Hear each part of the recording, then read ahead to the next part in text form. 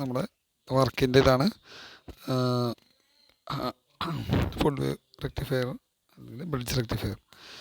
ഇപ്പോൾ ബ്രിഡ്ജ് റെക്ടിഫയറിൽ നമുക്കിവിടെ കാണാൻ പറ്റും എന്താണ് റെക്ടിഫയർ. എ സിനെ ഡി സി ആക്കാം. ഇപ്പോൾ ഫുൾ വേവ് റെക്ടിഫയറിൽ നമ്മൾ കാണുന്ന മെയിൻ റെക്ടിഫിക്കേഷൻ എന്ന് പറഞ്ഞു കഴിഞ്ഞാൽ അതിൻ്റെ ഡയോഡാണ്. ഓക്കെ, ഇതിൽ ഈ ട്രാൻസ്ഫോമർ എല്ലാവർക്കും ഉണ്ട്. 12 വോൾട്ട് ട്രാൻസ്ഫോമറാണ്. അപ്പോൾ അതിൽ നമ്മൾ ഇവിടെ കൊടുത്തു കഴിഞ്ഞാൽ എ സി നമുക്കറിയാം ഇവിടെ എ സി വരുന്നു. ഇതിൻ്റെ ഇപ്പുറത്ത് വരുമ്പോഴേക്കും അതെന്താണ് പൾസേറ്റിംഗ് എ സി ആയിട്ട് മാറും. ഇതാണ് അതിൻ്റെ figure. First input, second. Okay, ഇതിൽ നമുക്ക് നോക്കുമ്പോഴേക്കും ഈ 470 ഓം 1 വാട്ട് റെസിസ്റ്റൻസ് വരുന്നത് ഇവിടെയാണ്. ഇതിൻ്റെ ലോഡ് റെസിസ്റ്ററാണ് 470 ഓം എന്നുള്ള റെസിസ്റ്റൻസ് നമുക്ക് കിട്ടിയിരിക്കുന്നത്. ഓക്കെ, ഇതിൽ ഡയോഡ് നമുക്കറിയാം. ഡയോഡിൻ്റെ ഈ ഒരു മാർക്കിംഗ് ഉള്ളതാണ് നെഗറ്റീവ്, ഇത് പോസിറ്റീവ്. അതിൻ്റെ സിമ്പലിൽ വരുമ്പോൾ അത് മാറിപ്പോകാത്ത രീതിയിൽ ഈ രീതിയിൽ കണക്ട് ചെയ്യുക സോൾഡറിങ്ങിൽ. അതിനുശേഷം ട്രാൻസ്ഫോമർ 2 വയർ ഈ 2 പോയിൻറ്റിൽ കൊടുക്കുക. ഓക്കെ,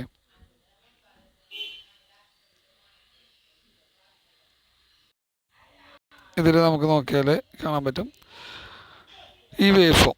ഇത് വന്നിരിക്കുന്നത് നമ്മൾ കൊടുക്കുന്ന ഈ ഇൻപുട്ടും ഇത് വന്നിരിക്കുന്നത് നമുക്ക് ഇവിടെ കിട്ടുന്ന വോൾട്ടേജുമാണ്. അപ്പോൾ ഇതെങ്ങനെ വർക്ക് ചെയ്യുന്നത് വെച്ച് കഴിഞ്ഞാൽ ഇവിടെ എ സി വരുമ്പോഴേക്കും പോസിറ്റീവ് ഹാഫ് സൈക്കിളിൽ ഡയോഡ് D1 വർക്ക് ചെയ്യുന്നു. അതിനുശേഷം റെസിസ്റ്റൻസ് വഴി D3 വർക്ക് ചെയ്യുന്നു. രണ്ടാമത്തെ ഇവിടെ പോസിറ്റീവ് ആകുമ്പോഴേക്കും ഡയോഡ് D ഇവിടെ നെഗറ്റീവ് ആകുമ്പോൾ ഇത് കണ്ടക്ട് ചെയ്യില്ല. അപ്പോൾ ഇവിടെ പോസിറ്റീവ് ഇവിടെ വരും. അപ്പോഴേക്കും എന്താണ് D2 വർക്ക് ചെയ്യുന്നു. അത് ഇതുവഴി കറങ്ങി വീണ്ടും D4 വഴി D4 D2 വഴി നേരെ. അപ്പോഴും നമുക്കറിയാം ഇവിടെ പോസിറ്റീവ് ഇവിടെ നെഗറ്റീവ് എന്നുള്ള രീതിയിൽ തന്നെ നമുക്കിവിടെ ലഭിക്കുന്നതാണ്. അപ്പോൾ പ്രത്യേകം ശ്രദ്ധിക്കേണ്ടത് നെഗറ്റീവ് വരുന്ന സ്ഥലമാണ് എന്താ പോസിറ്റീവ്. എന്തുകൊണ്ടാണ് ഇവിടെ നെഗറ്റീവിൽ പോസിറ്റീവിൽ അതിൻ്റെ ഡയോഡ് നെഗറ്റീവ് ആണ്. കാരണം ഇവിടെ നിന്ന് എ സി വരുമ്പോഴേക്കും പോസിറ്റീവ് കടന്ന് ഇപ്പുറത്തേക്ക് വന്ന് ഔട്ട് എടുക്കുന്നതാണ് നെഗറ്റീവ്. പിന്നെ അതിൽ പ്രത്യേകം ശ്രദ്ധിക്കേണ്ടത് നമുക്ക് CR വെക്കുമ്പോഴേക്കും നമുക്കറിയാം നമ്മുടെ ലൈൻ വോൾട്ടേജ് എന്ന് പറയുമ്പോൾ എത്രയാണ് 50 ഹെർട്സ് ആണ്. ഓക്കെ, ഇവിടെ ഒരു സൈക്കിളിൽ എത്ര വന്നിട്ടുണ്ട് പോസിറ്റീവ് വന്നുകൊണ്ട് നെഗറ്റീവ് പറഞ്ഞ് കിട്ടുന്നുണ്ട്. അപ്പോൾ അതിൻ്റെ ഇരട്ടിയാവും. 50 × 2 എന്ന് പറയുമ്പോൾ 100 ഹെർട്സാണ് ഔട്ട്പുട്ട് കിട്ടുന്നത്.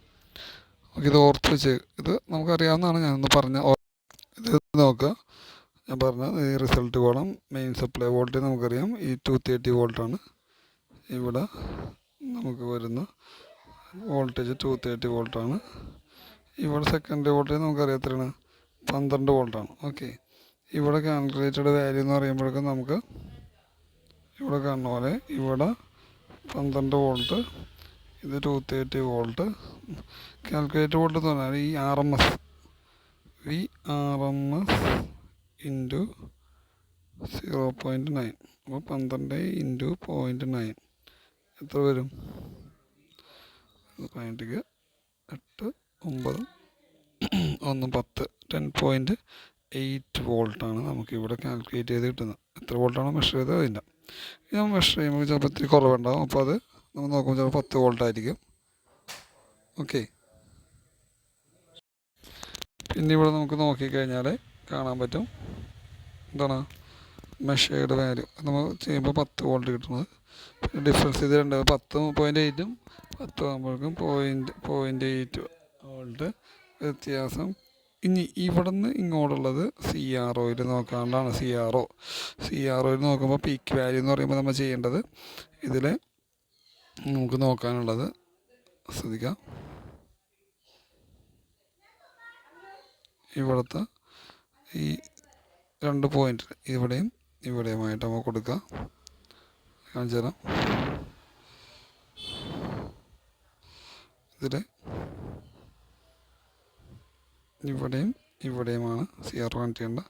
അപ്പോൾ നമുക്ക് പീക്ക് വാല്യൂ കിട്ടും. ഫ്രീക്വൻസി ഓഫ് ES അതിൽ തന്നെ കിട്ടുന്നത്. അതായത് പീക്ക് വാല്യൂ എന്ന് പറയുമ്പോൾ ഇതിൻ്റെ ഈ ഹൈറ്റാണ് നമ്മൾ നോക്കുന്നത്. ഇവിടെ വരുന്ന ഹൈറ്റ്. ഫ്രീക്വൻസി എന്ന് പറയുമ്പോൾ ഇത് നമുക്ക് DSL കിട്ടും. അതല്ലെങ്കിൽ നമുക്ക് സാധാരണ ചെയ്യാം.